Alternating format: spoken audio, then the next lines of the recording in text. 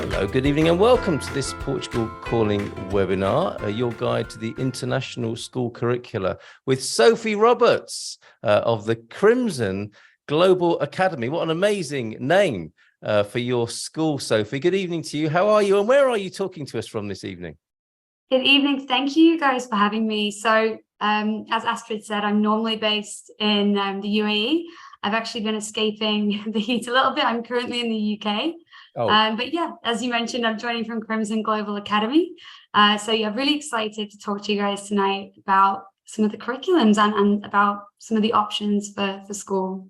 I love the name, the Crimson Global Academy. Truly global. I think when we were talking earlier, you said you have students in 40 countries around the world. That's quite an achievement. How did it all begin and how did you get into it? Well, I'll start with how it all began prior to me joining. So our parent company originally was a university admissions consultancy, and our founder is an exceptional human being who essentially self-studied for his A-levels whilst being raised in New Zealand. He did 10 A-levels, which for anyone who's familiar with the UK system is a ridiculous amount of A-levels to complete. And he went on to study at Harvard, his master's at Yale, and his, I think his PhD at Cambridge. But essentially, he wanted to start a school that maybe approached learning a little bit differently. And essentially, I think it was aimed at kids like him who were maybe quite gifted, who were looking to study international curriculums and maybe didn't have that much access to them in their country. And I guess it kind of grew from there. He had a different idea of how education should work. We kind of value the idea of kids not necessarily being held back by age or what their local curriculums are, and really opening up different opportunities. So that's how the school began, and it was launched around 3 years ago. I guess I joined fairly early in that. I joined around 2.5 years ago, and I actually came on to launch the marketing for the Middle East, and then now I do the Middle East, Africa, and Europe.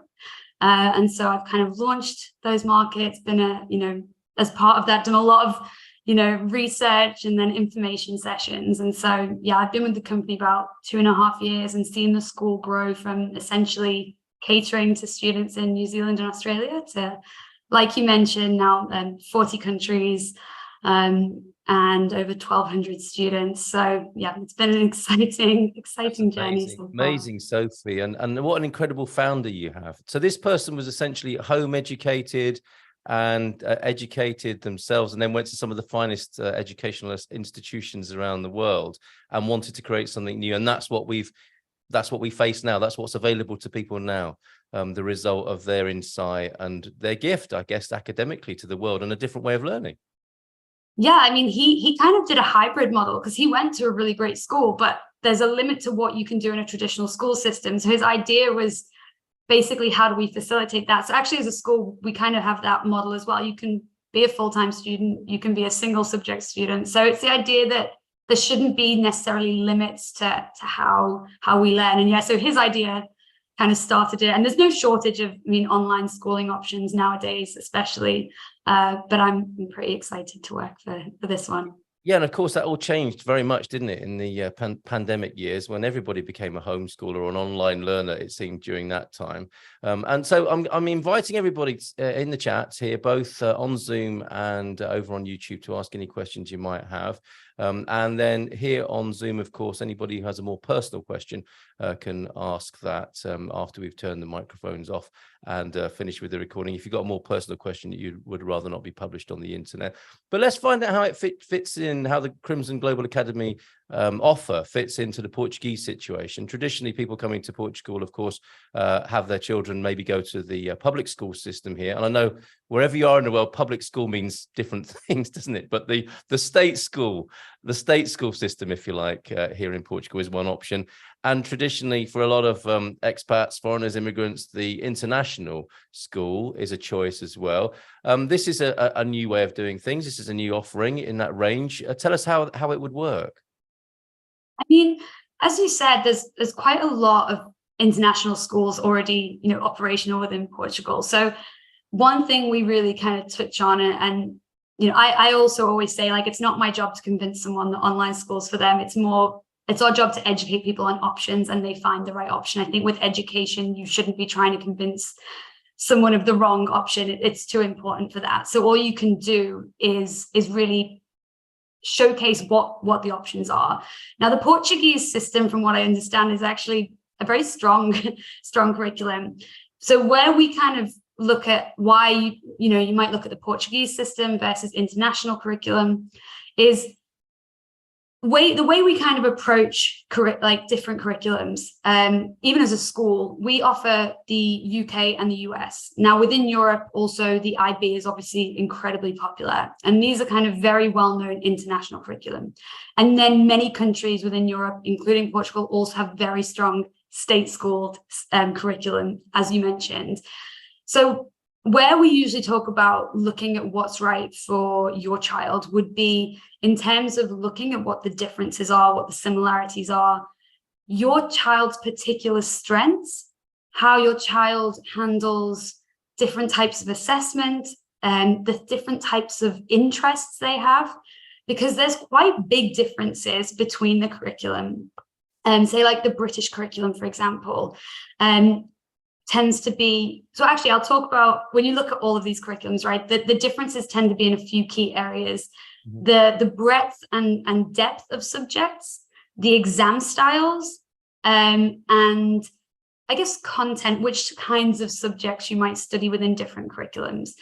The UK system, for example, is very academic focused. You study maybe less subjects, but you go really in depth, and it's aimed at the what you want to study at university. But as you get into those final years, something like the US diploma or the IB, you're going to study far more subjects at slightly less in depth. And then with those three, again, the exam styles are very different. For the US diploma, maybe you'd pick that for a child. Like if we have a family come to us and they say, look, I've got a smart child, but they're terrible at exams. They just, the pressure, something happens, they don't do well. Maybe the US diploma is a good option for that, because aside from the advanced placement, which are kind of these accelerated courses that are college level, the US diploma is internally moderated. Whereas say for a kid that, say that same child in something like the British curriculum, or like the IB, where it's the end of 2 years and then they do this big exam which counts for a huge percent of that mark. If they have a trouble with exams, that's not ideal for them. So these are the kind of things you look at when saying, like, okay, my child's really smart, but say in the IB, for example, if your kid is really great in key areas, but they are really struggling in certain areas, and that's going to drag their whole grade down, maybe the British system is good for them in that case. So there's so many different things to consider. Sure. And then things like the US diploma has some really great kind of like career-based modules, which are maybe lacking in the British curriculum. So yeah, these are some of the things that you kind of look for and how to pick the right one. This is amazing. What I'm hearing is that you are as much a consultancy, an educational consultancy, and then a switchboard, if you like. So you patch the and it's very student-centered.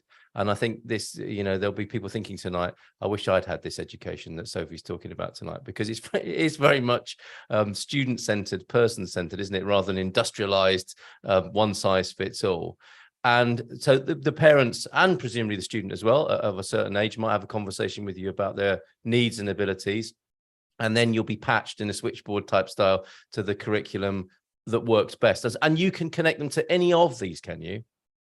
So we currently offer the US and the UK. Right. We don't currently offer IB. That said, I always believe that our team should tell someone if IB would be right for them. And like you said, like for us, I just think we have too much of a responsibility we have to give people the right advice. Mm-hmm. It has to be like, we actually had a call today. My team had a call with someone that is interested in the school, but they're also speaking to one of our main competitors. And our main competitor has said yes to what this particular family wanted to do. And I told my team that we had to say no. And they were like, but they'll just go to our competitor. And I'm like, that's fine. But we have a responsibility to tell them why we're saying no. And that's because if you let their child do what they're asking, their child's going to fail the exams. And that's not fair on the student. And that other school might say yes, that's fine. But we have to give the right advice on what we think is right. And so at the moment, yeah, we offer the UK and the US curriculum. Potentially in the future, we will offer the IB. The reason we currently don't is actually because the IB online is quite a new offering, whereas Pearson and Excel Online, the US and the UK curriculums are quite, the IB was more in like the beta testing phase of going online. I think it's something that we would definitely be interested. We like being able to offer, like we said, all the options we can. We don't like to limit ourselves.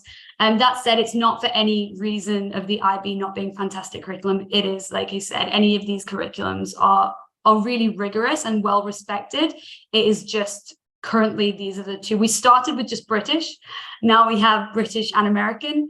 So the potential to offer IB in the future, I guess, is always there. But currently we offer US and UK. And sometimes people mix, do the UK system and then take some advanced placement as well.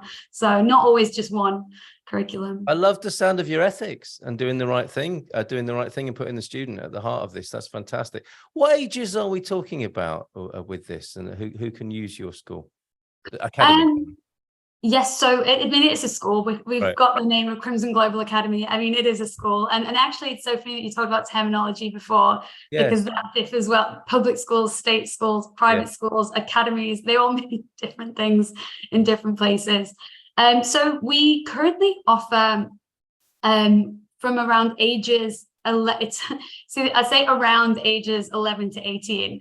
Now, what I say around is, like I said, because we don't necessarily believe in fitting kids in by just their age. It's also about what we've had 10-year-olds come and say, I want to do a GCSE, and we give them the placement exam and they score an A on the placement test for a GCSE level, which is what a 16-year-old's doing. So and it's then, not. And do you give them a job at the end of it as well? I mean, you're looking at some of the best talent in the world, aren't you? I will say that working in this role has absolutely astounded me at some of the younger generations. And I genuinely think we meet some kids and I'm like, you're going to be like the head of state for your country. Like these amazing kids how exciting and inspiring. Incredible. Sorry, I interrupted you there though. So we're talking about ages and the fit. So it's not, yes, you are catering for people between 11, 18-ish, but then it'll be what's best suited to their needs rather than their age. But that's the sort of age group you'll be looking at as client families. Yeah, we've started offering a CGA primary offer, but really only from the ages kind of around 9 up.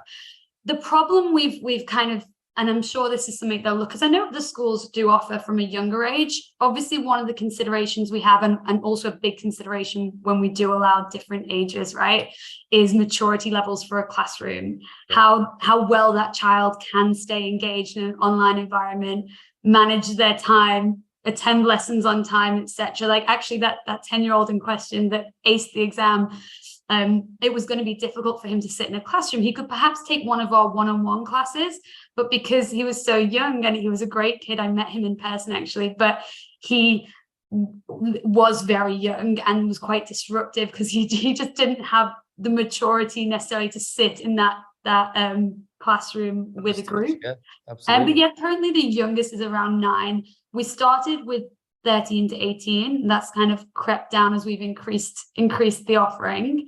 As I said, we keep adding more options, but currently more of a middle to high school. I can understand why you would. It just sounds like such an exciting endeavor that you're involved with there. So if you could talk us through from the point of view of, let's say, a case study, not of a real person, but let's say somebody of around 11 years of age comes along. What's their school day going to look like? You talk about the classroom. If it's, this, we're talking about remote learning, aren't we? We're talking about what used to be called distance learning, if you like, and that's changed massively because of, the use of not only how we can learn across the internet and the web, but how the pandemic years changed things as well, I think, with both at work and in this educational environment. What would a school day look like? I mean, if some of us had to walk 12 miles to school uphill both ways in the snow back in our time, it sounds like it's very different for your students. Well, I mean, definitely very different. First of all, no commute to school. I will say, I mean, I'm not sure there's such thing as a typical school day at CGA, because essentially, like we said, it depends on the student. We have, we because we cater across different time zones, essentially, it's very flexible. I'll also quickly say we do have so we have group classes. Those group classes are the standard kind of classroom setup, maximum of about 15 in a class, average about 7 to 8. You can also do one-on-one classes if you really need a certain amount of flexibility. And actually this September, we're also launching our flex option, which is a cross between kind of asynchronous with still having touch point with the teachers. But I'll go for the classroom setup because I think that's the easiest. That's the, if we talk about a typical school, where it might look a bit different is you probably have less hours in the day actually spent, because, we do still actually have online form rooms and things like that. But there's no wasted time going between classes, having, you have your class times. They're quite dynamic. They're quite fast-paced lessons because, like I said, when you only have 7 students in a class or maximum of 14, the idea is we kind of have this flipped model. So it's, students come to class ready to discuss, to work on things. It's not lectures by a teacher, because we just think you've got to keep things as engaging as possible online. It has to be very collaborative. But essentially they'll maybe have four hours a day in class, 5 hours maybe, if that. So they'll have 4 classes in their chosen subjects.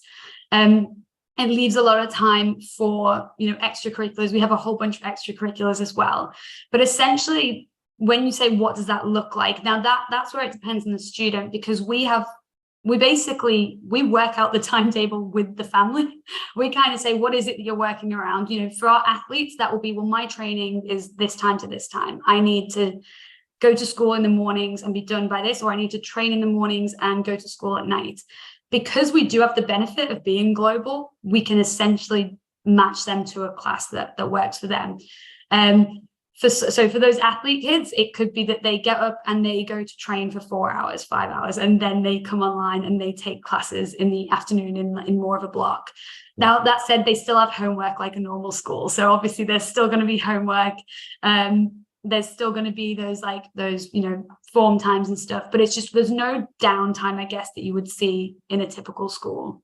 That's amazing, isn't it? And you mentioned athletes there. So this what we're talking about, this system.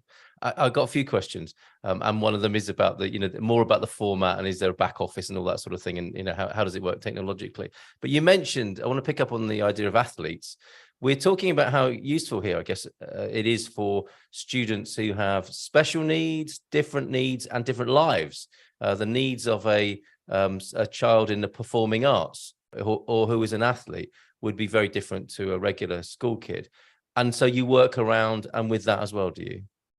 Yeah, so it's, we have so many different, I kind of guess, types of kids that want to come. Because when actually, I think it was when me and Jackie had this conversation, she was like, who goes to an online school? It's a question we get asked all the time. Like, whenever I tell people what my job is, I was like, who goes to an online school? And so it's so many different types of kids. We have, like we said, the kids that kind of came to us because they feel like they're held back. They're these gifted kids that can't accelerate. They want that challenge. We have the athletes who are just, trying to balance a traditional school and a very kind of high level sports training whilst you're in school is a lot. I mean, when we speak to these kids and they tell us about their schedules, I'm like, ooh, that's a lot. We have kids who maybe it's the family setup. Maybe they have parents that live in different countries. Maybe we have a family, actually, I think they're in Australia. They're about to go traveling around the world with their 3 kids, and they're just going to sail. Nomad schooling. What a great life. They're just going to sail around the world for a few years and go to school online. So we essentially just work with the families to find. So that first call we have is always kind of like, who are you?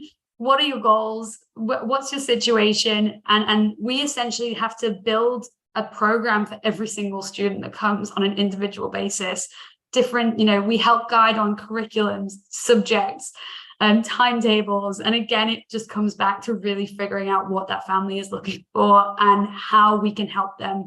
And again, always giving them our best advice and acting kind of in that like academic advisory role. That's the consultancy that I mentioned earlier on, as educational or academic consultants. Incredible. And the idea, yes, of nomadic families where the parents might still need to work, their children could log on at the same sort of time and do their schoolwork. Incredible. And then, of course, school, as we've discovered from the past, the history of school, it's not for everybody, is it? And, you know, there is bullying.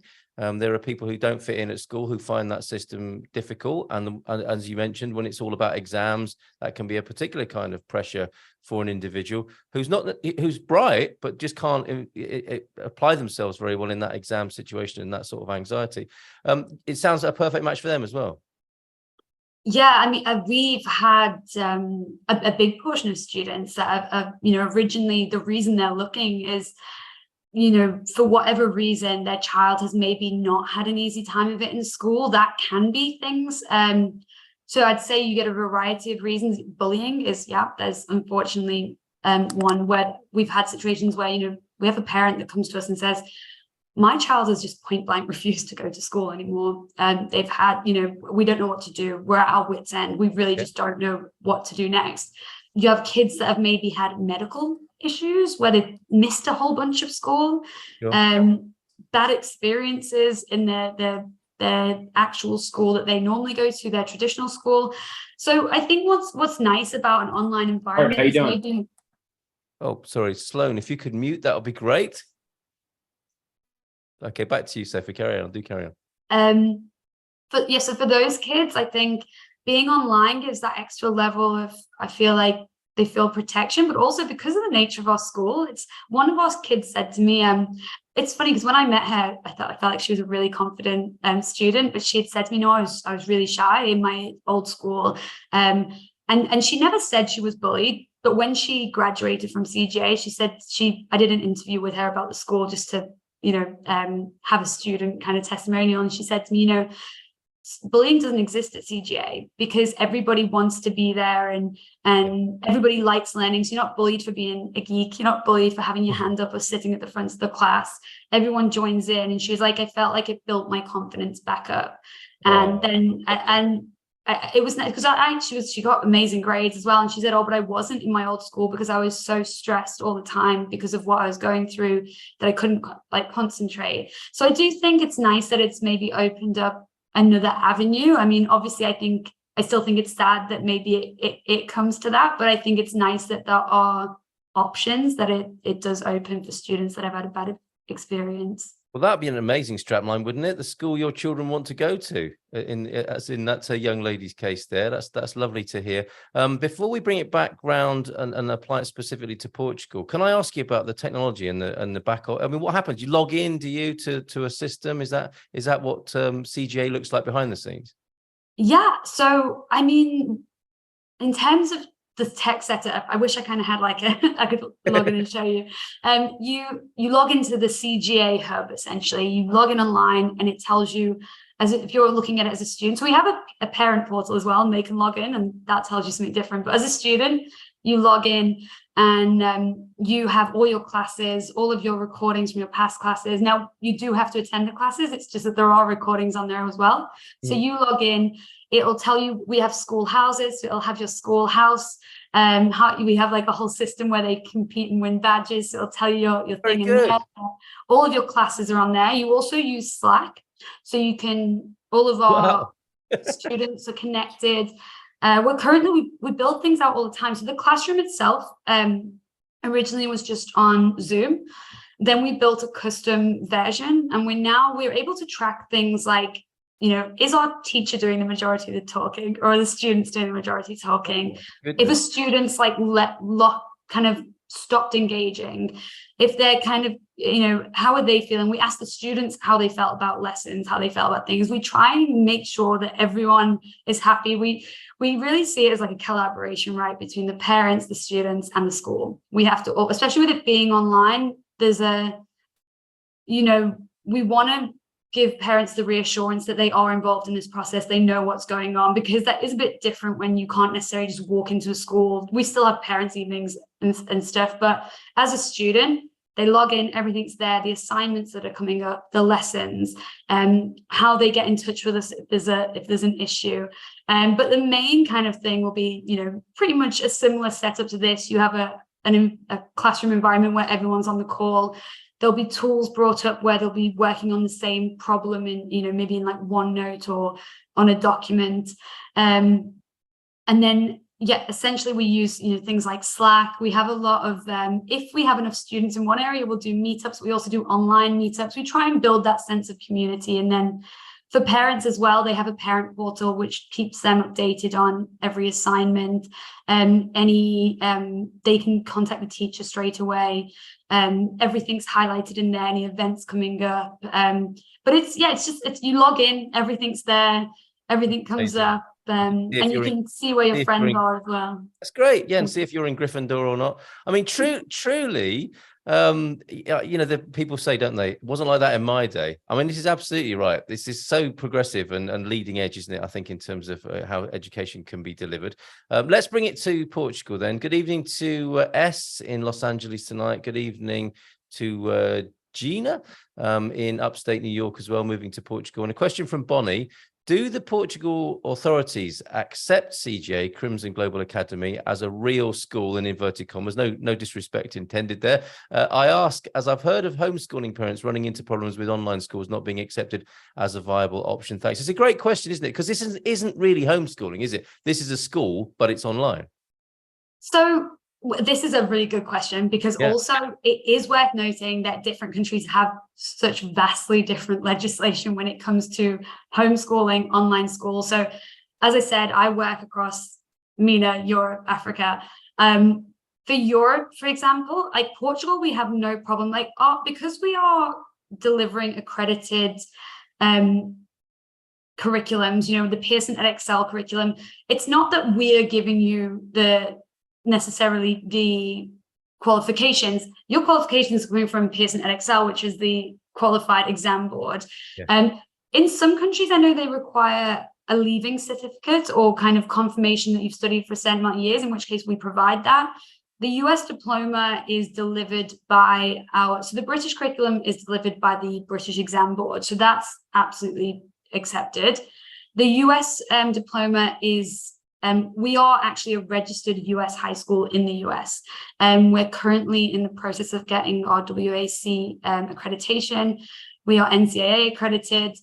So the US diploma is a fully accredited by our school as well. So we haven't faced any issues in Portugal. We have quite a few families in Portugal. We have a family with 3 kids with us in Portugal. I actually really wanted to reach out and see if I could come and meet them when I was there, but it didn't work out. Certain other countries, there's more issues. I think sometimes where the issues come in with homeschooling, depending on your country, can be with if you're maybe not following certain curriculums and stuff. But for Portugal, I don't know how it relates to the homeschool. You probably know better than me on that one. But with our school, because the qualifications are delivered by the British exam board or by a US accredited school, or the APs are by College Board, it's not a problem we've had. And you sit the exams in a test center locally. So for example, if you take the British curriculum, you'll be sitting them in a British school, the exams in a British school in Portugal. Because we're an online school, we can deliver the teaching. You have to sit the exams in person for the British curriculum. For US diploma, it can be internal, like I mentioned, or the AP test centers would have to again be a test center locally. So they're properly accredited. So we haven't faced issues with that. In other countries, it's not the same, but for Portugal, we've good to know. Yeah, good to know. And certainly that's what we're about, is how it would work in Portugal. And I think the main concern, of course, understandably for any government state, if you like, is the well-being of the child in any situation. And they don't always know, do they, in a homeschooling situation? And with the credentials you're presenting, I'm sure there's absolutely no problem there with CGA. That's great. So one sort of final question, kind of big picture question. Some people's criticism, I guess, of education is that it's educating students for a world that doesn't exist anymore. The worst, if you like, the worst kind of education, the industrialized systems, habits of education are not necessarily educating people for the 10, 20 and 30 years to come in the future. And we hear, don't we? I mean, I heard a statistic that, over 1 billion jobs will be lost worldwide because of AI. And I know this is a slightly odd question, but I'm sure CGA have got a response to this, with the vision that you've got as a company and as an educational institution. How are you looking forward, and how are you preparing students for tomorrow rather than a repetition of yesterday? I mean, I think so that there's several elements to that, right? I mean, as much as we talk about innovation and education, we're also very results focused. We help kids get into some really great universities. Yes. There is look, any of these universities necessarily, you are limited with curriculum. So I'd say there's other schools out there that are far more innovative in terms of they've created whole new curriculums. Yeah. However, if you're still interested in your child going off to a university, they look for certain curriculums because that's how they understand what that education system means. That is the nature of it. However, there are obviously different ways that you cultivate the skill set for a future that is very different from today. The way that you cultivate the mindset for the future of work, the future, the reality is education is changing, but it's never going to change at the same pace as the world of work, because it's so hard to create new curriculums, to moderate curriculums for people to understand what they mean. So the way that we kind of approach this, I guess, would be our teachers are usually fairly at the forefront of what, we pick teachers that are very experienced, but are also very focused on how things are changing. They are really, really involved in these conversations. They pick great topics to bring in. We give a lot of careers guidance where we do careers talks about how things are changing. We push, students learning skills in coding, in tech, in learning about, AI. We try and really figure out ourselves how we can provide value to the students. But I think also cultivating in our students the mindset that they are actually able to acquire any of the skills that they need. They are able to learn new things. We kind of create this idea that, you are at the center of your learning journey, and your learning journey never really ends. We try and, instill this love of learning. And I think that's the key to really any kind of career future. For all of us, our jobs will change. I'm, in marketing, my job, I've been in marketing for 12 years. It's changed a lot in that time, but obviously the world of work and AI and the impact will change. You have to change, you kind of work with students. They actually, a lot of time, will tell us what they think the change is going to be. These kids probably know better than us how technology is changing. And sometimes I think it's more about giving them the skill set to be resilient, the skill set to adapt, to find new ways of doing things. We're still confined within the curriculums that we teach. We can change them to a certain extent. We can bring extracurricular clubs. We can add these talks that help them, figure out how AI might impact medicine, how AI might impact law, how different things will change. But ultimately, I think it's about cultivating that mindset of that idea of being able to adapt to a new situation. So I think if you want to still work within the confines of an education system that we are in, there's still ways to do that in a way that can be future focused and a way that kind of allows students to imagine the possibilities of that. Great answer. Best of both worlds then, really. If the parents' aspiration is to have the children go through a particular route that's tried and trusted, you can do that. And then there's all this extra, the philosophy of education that you're introducing to the child, that it's a lifelong experience, and they are at the center of the learning experience themselves. That's fantastic. Sophie Roberts, thank you very much from Crimson Global Academy. We'll go to some of the more private and personal questions when we turn the recording off. First on YouTube. So thank you everybody who tuned in on YouTube and here. You can get in touch with Sophie Roberts and the team at CGA via our business directory at expatsportugal.com. For now, Sophie, thank you very much indeed. Thank you for having me.